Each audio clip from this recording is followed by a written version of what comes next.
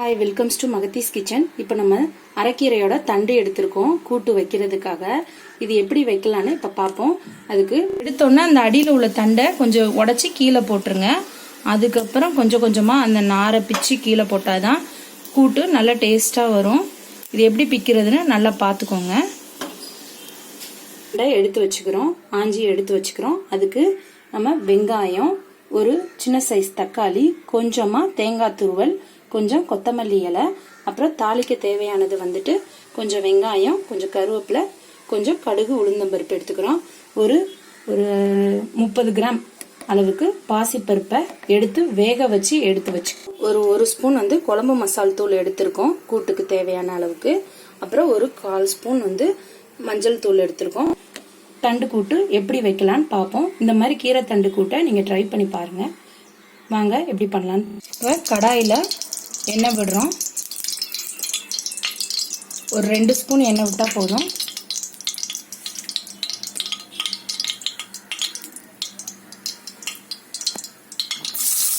அப்படியே அதுல கொஞ்சம் ஆனியனை விட்டு வதக்கிக்கணும். கட் பண்ண வெங்காயத்தை போட்டு வதக்கிக்கோங்க.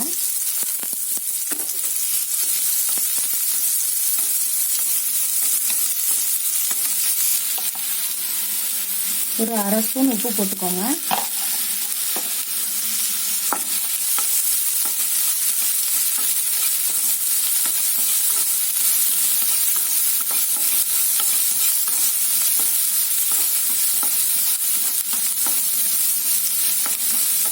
இப்போ ஆனியன் வதங்கிடுச்சு.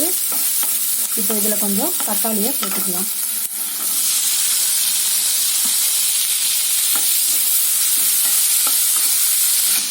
இப்போ பாருங்க, நம்ம தக்காளி நல்லா வதங்கிடுச்சு. இப்போ இதை நம்ம தண்டை கொஞ்சம் போட்டுக்கலாம். நீங்கள் தண்டை போட்டுக்கலாம், இல்லைன்னா அதுக்கு பதிலாக கீரையை கூட போட்டு கீரை கூட்டு ரெடி பண்ணிக்கலாம். இப்போ நாங்கள் தண்டு கொஞ்சம் ஹெல்த்தியாக இருக்குன்றதுக்காக இந்த தண்டில் யூஸ் பண்ணுறோம். இப்போ இதை கொஞ்சம் நல்லா வதக்கிக்கோங்க. வதக்கினோன்னே இப்போ நம்ம இதை எடுத்து வச்சிருக்கிற குழம்பு மசாலும் மஞ்சள் தூளையும் இதில் போட்டு ஒரு வதக்கிக்கோங்க. வதக்கிட்டு கொஞ்சம் தண்ணி ஊற்றிக்கோங்க.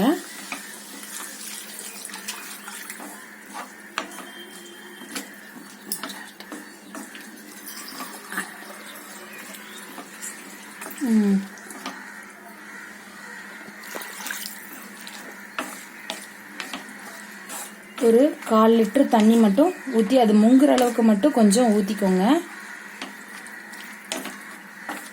ஊற்றிட்டு நம்ம மூடி போட்டு மூடிடணும். அந்த மசாலா ஸ்மெல் போகிற வரைக்கும் ஒரு 10 மினிட்ஸ் வந்து மூடி போட்டு மூடிடணும். ஒரு 10 மினிட்ஸ் போதும், அது வெந்துடும். அது வரைக்கும் நம்ம இந்த மசாலா ஸ்மெல் போகிற வரைக்கும் நம்ம மூடி போட்டு மூடி வச்சிடலாம். இப்போ ஒரு 10 நிமிஷம் கழிச்சு நம்மளுடைய கீரைத்தண்டு வெந்துடுச்சு. இப்போ வந்து நம்ம அதில் பருப்பை போட போகிறோம். பருப்பு ஆல்ரெடி பாயில் ஆகிருக்கு. நல்லா வெந்த பருப்பை தான் எடுத்து போடுறோம். நீங்கள் பருப்பு வந்து ஒரு 5 நிமிஷம் வந்து கொஞ்சம் தண்ணியில் வேக வச்சு எடுத்து வச்சுக்கோங்க. ஒரு 5 நிமிஷம் வெந்தால் போதும் தான். இப்போ அதில் தேங்காயும் நம்ம போட போகிறோம். தேங்காய் போட்டுக்கோங்க. கூட்டுன்றதுனால உங்களுக்கு வந்து தண்ணியே இருக்கக்கூடாது. தேங்காய், பருப்பு, மல்லி இலை இந்த 3ஐயுமே போட்டு ஒரு 1 நிமிஷம் வதக்கி எடுத்துருங்க. அப்புறமா நம்ம தனியாக தாளித்து அதில் கொட்டி ஒரு வாட்டி வதக்கி இறக்கிடணும். இப்போ இது ஒரு 1 நிமிஷம் சிம்மில் போட்டு வெந்துக்கிட்டு இருக்கட்டும். அந்த கேப்பில் நம்ம தாளித்து கொட்டிடலாம். இப்போ நம்ம தாளிக்க தேவையான ஆயில் இதில் போட்டுக்கலாம்.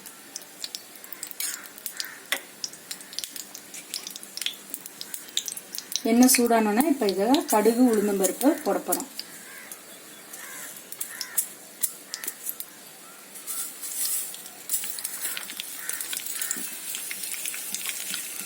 கடுகு வெடிச்சதுக்கப்புறம் நம்ம வெங்காயத்தை போட்டு நல்லா ப்ரௌனிஷாக ஆகிற வரைக்கும்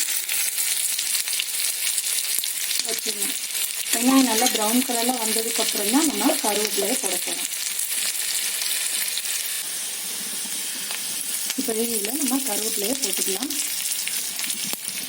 போட்டு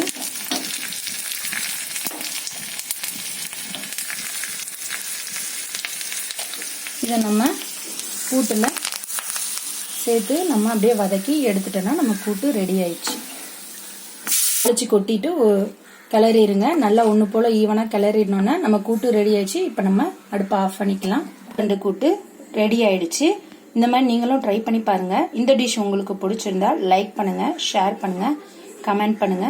அப்படியே மறக்காம பக்கத்தில் உள்ள பெல் ஐக்கானை கிளிக் பண்ணி சப்ஸ்கிரைப் பண்ணுங்க. இது உங்கள் மகத்தீஸ் கிச்சன். தேங்க்யூ.